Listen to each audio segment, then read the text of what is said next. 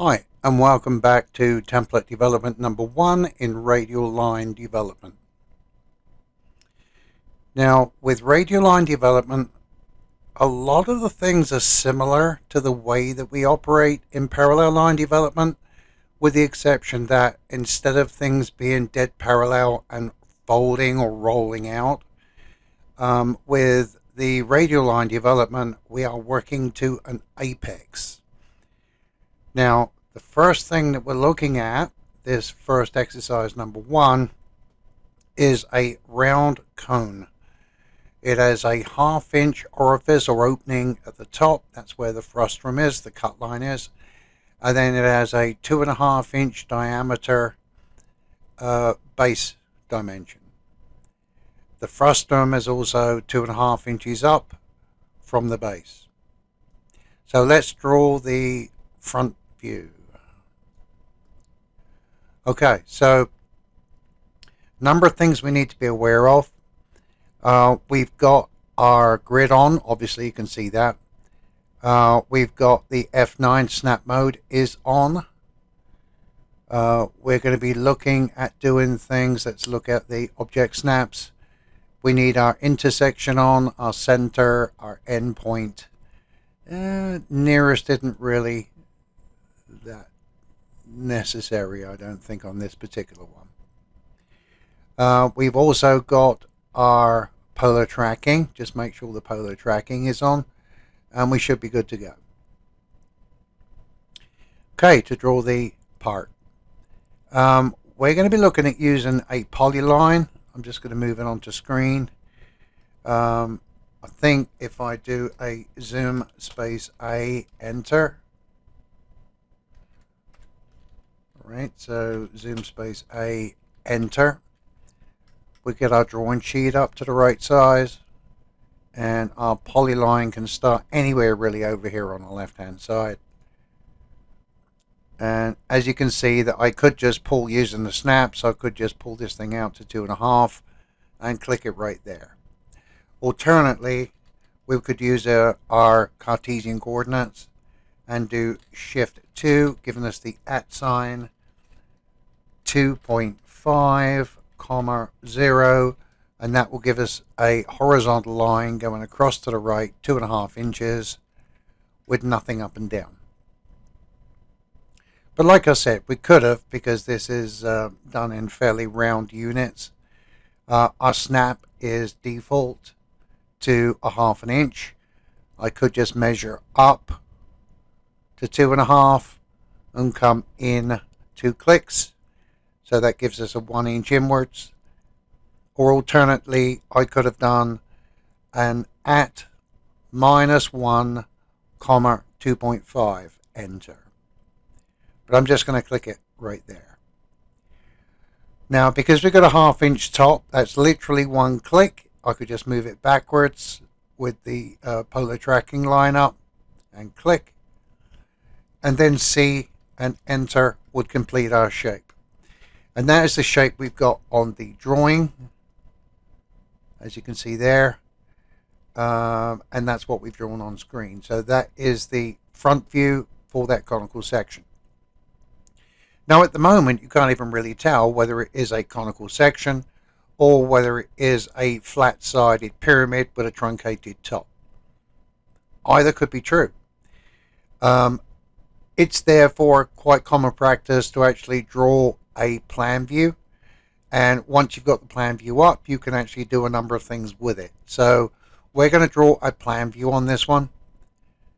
So I'm going to come up and go to the circle command and hit that downward caret just below it, and I'm going to pick the two point command.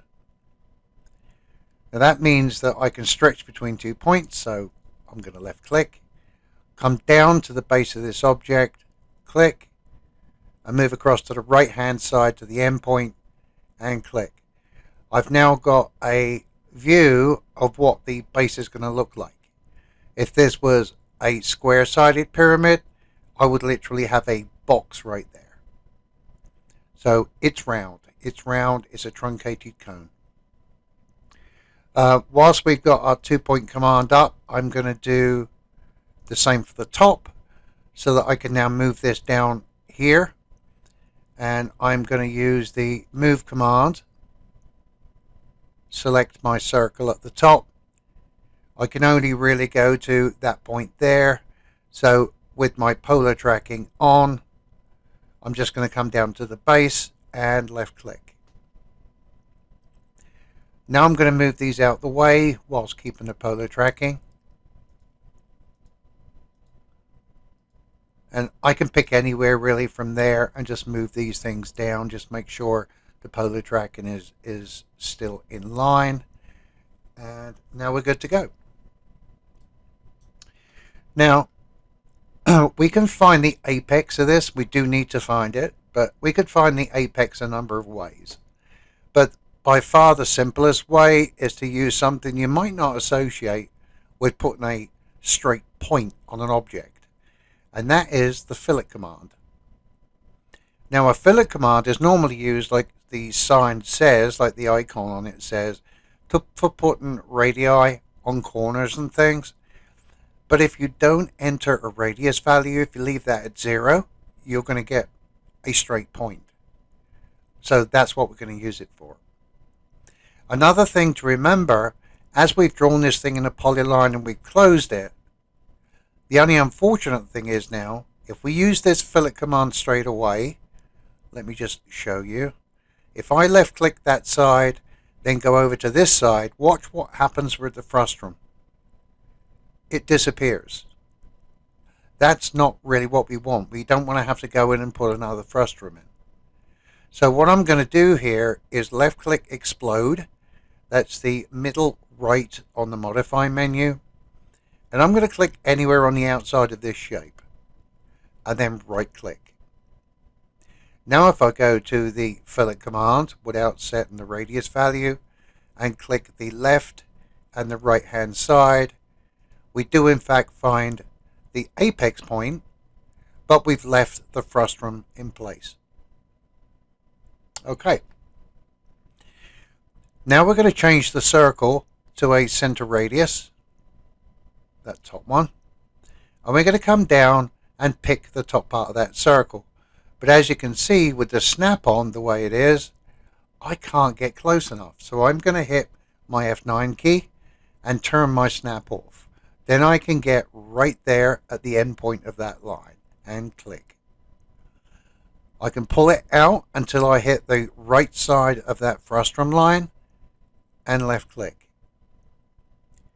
Then I can hit my circle again, come into the apex and drag it again down the right hand side to the corner and click again. Now technically, if you think about what that pattern should look like when it's rolled out, we've virtually got it here. We just need to know the length. So we're going to use a polyline because I never like starting a pattern up against the actual outside profile or the front view of an object. So I'm just going to select the apex point and pull it down and past the outer circle, the one that defines the pattern, and click. Now this corner is the start of our pattern. Now because we've got a flat top on this, that is going to just be as it is, just with a top curve, and this bottom is flat, so it's going to be a bottom curve. We just need to find out how far around this thing we need to go. Right. So the last thing to do is we're going to use a polyline, and we're going to come into the center point of this circle. And then we're going to move this thing upwards so that it goes past and left click. With that stick in place, we're now going to divide up this circle so that we have something to refer to. So I'm going to go to the array command and click the downward array, make sure I am on polar, the polar array, and then I'm going to left click that stick, but it said select objects. That's the one I want to rotate, and then I'm going to right click. Now it's asking for a base point, the center of the array. Again, that's going to be the center. and immediately it puts up 6 segments. Now, if you look up here on this top bar, you can see the items equals 6. Now, I could simply swipe over that and enter 12, then enter, which I'm doing now, and it would change it to the 12 that we actually require. I'm going to close the array, but before I do, take a look down here on the command line. I could have simply either clicked that item there, which is items, funnily enough, or just typed I, being the blue capitalized letter, then enter, then entered 12, then enter, and I would have done exactly the same thing. There's always a number of ways of doing it, and you will migrate towards your own best way. So now I'm going to close the array, and everything is good. Okay, now the other thing we're going to do with a circle is we're going to measure by using a circle to find out the distance between these equispaced segments. And I'm just going to grab the circle command, come down on any of these, and click the point of intersection, and then click the next point of intersection. Now, if you're finding it difficult to find the intersection, remember down here on your object snap command, if you click that downward caret, just make sure that this one on intersection is checked. On this particular exercise, we could do with intersection, center, and endpoint being checked. If you want to get rid of the menu, just left click on screen. So now we've measured using the radius one of these segments. I'm going to copy this circle. And I'm going to pick it up by its center point right there. Now I'm going to zoom in to this edge. And we're going to use this because we know there are 12 segments. I'm going to come into that intersection and click. Then go to the point at which it touches that arc and click. That will be 3. That will be 4. And we're going to walk our way up the outside of this object. 5 and 6 and 7 until we hit 12. 8, 9, 10, 11, and 12. Now, technically, we could finish this pattern off. But I just want to tell you something, because it's always good practice to do this correctly. I could just go to the polyline, hit the apex, and bring it up to there. And what we've got here is this whole shape, a bit like a slice of melon or something, with the chomp out in the middle of it. This whole shape is actually our pattern. The one thing that we really do need to do, and we would need to if we had a sloped frustum instead of a straight one, is we would need to develop these lines coming down between each one of these segments so that they're all properly laid out. Another reason for it is, if you can imagine these segments being divided like they are down there, if you can imagine these being divided, if there is something coming into the side of this round object, or a feature where it brushes up against or blends into, or we need a different type of frustum on the bottom, we would need to know whereabouts the points are around this object. So it is always good practice to take a polyline from the apex down to the intersection of each one of these parts. Now you could just right click, repeat polyline from the apex to the next part, and continue that around until you complete the object. And some of you might thinking, oh, it'll be quicker, we don't need it, etc. You kind of do, And it's always good practice to do things correctly. So you can come in either direction. Just be careful you don't know what I've just done there. And that's click just off of the intersection point. In fact, if you start from the outside, you can see it's always a benefit to get in there because there's another intersection right there where the circles overlap. You can, in fact, do these two at a time. Move it out to the apex and then back out to the next point of intersection. Nearly done. So just a couple more to go. Just going to come to the apex and back to there. And just one more polyline to the apex. Okay, and that is it basically developed. Now, whereabouts is the outside of our pattern?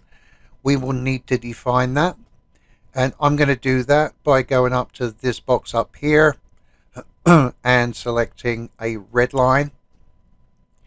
I'm going to grab my polyline and say that is the start of my pattern right there. So you can see these do come in useful. And enter, and the end of my pattern is going to be right there. Now the last thing I want to show you on this is when you grab a polyline, and we're going to put this line on here, we're going to go between these points, each one of these points of intersection where the lines we've just developed up are going to go.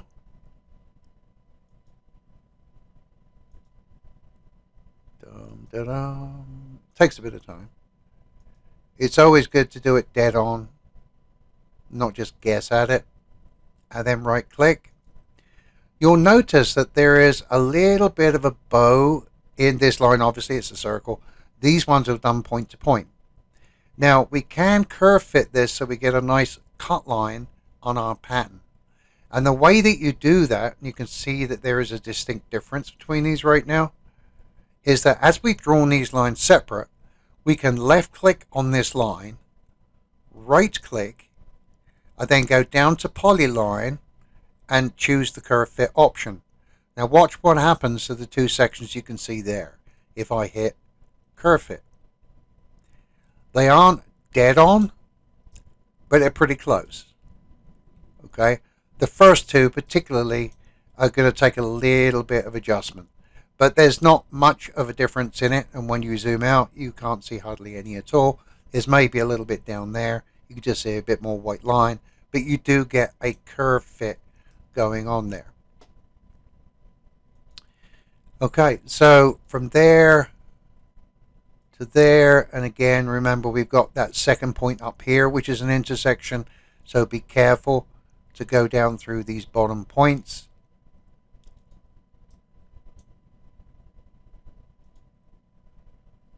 And once we go around here,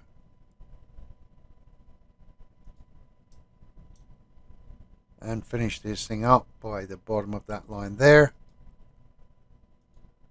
we're good to go. And I'll just do the same as I did on the top. Just grab that line, do a right click, come down to polyline, hit curve fit, and we're pretty good to go, as you can see by that. Now the red line denotes our pattern. Okay, thank you. I hope you enjoyed that, and I'll see you in the next lesson.